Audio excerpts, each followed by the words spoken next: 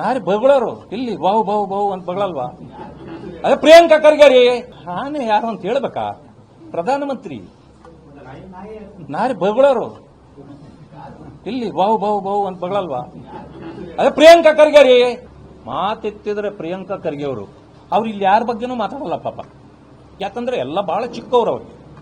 ಪ್ರಧಾನಮಂತ್ರಿಗಳ ಬಗ್ಗೆನೇ ಮಾತಾಡೋದವರು. ಮಾನ್ಯ ಪ್ರಿಯಾಂಕ್ ಖರ್ಗೆ ಅವರೇ, ನಿಮ್ಮ ತಂದೆಯವರಲ್ಲಿ ವಿರೋಧ ಪಕ್ಷದ ನಾಯಕರಿದ್ದಾರೆ. ನೀವೇನಾದರೂ ಪ್ರಶ್ನೆ ಕೇಳಬೇಕಂದ್ರೆ ನಿಮ್ಮ ತಂದೆಯವ್ರಿಗೆ ಹೇಳಿ, ಅವ್ರ ಕಡೆ ಕೇಳಿಸಿ. ನಿಮ್ಮ ತಂದೆಯವರು ನಿಮ್ಮಷ್ಟು ಬುದ್ಧಿವಂತರಲ್ಲ ಅಂತ ಕಾಣುತ್ತೆ. ಅದಕ್ಕೆ ನೀವೇ ಕೇಳ್ತೀರಿ.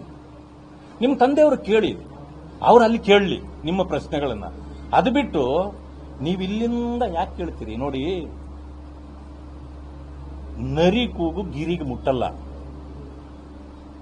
ನರಿ ನರಿನೇ, ಗಿರಿ ಗಿರಿನೇ. ಗುಲ್ಬರ್ಗಾದಲ್ಲಿ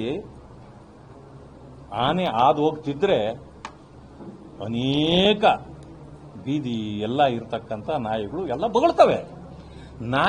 ನಾಯಿ ಬೊಗಳು ಬಿಡ್ತಲ್ಲ ಅಂತೇಳಿ ಆನೆ ಯಾವತ್ತಾದ್ರೂ ಎದುರ್ಕೊಂಡು ಹಿಂದಕ್ಕೆ ನೋಡಿದ್ದನ್ನ ಯಾರಾದ್ರೂ ಗಮನಿಸಿದ್ದೀರಾ? ಸಾಧ್ಯ ಇಲ್ಲ. ನಿಮ್ಮ ಕೂಗು ಅಷ್ಟೇ. ನೀವು ಆನೆ ಯಾರು ಅಂತ ಹೇಳ್ಬೇಕಾ?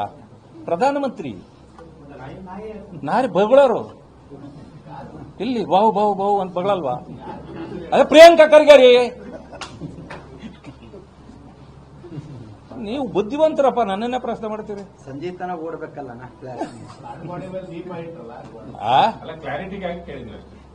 ನೀವು ಬುದ್ಧಿವಂತರು ಹಂಗೆ ಕೇಳ್ತೀರಿ, ನನಗೂ ಗೊತ್ತು. ಅದಕ್ಕೆ ನಾವು ಕ್ಲಾರಿಟಿ ಕೇಳಲಿ ಅಂತ ನಾನು ನಿಮ್ಗೆ ಹೇಳಿದೆ.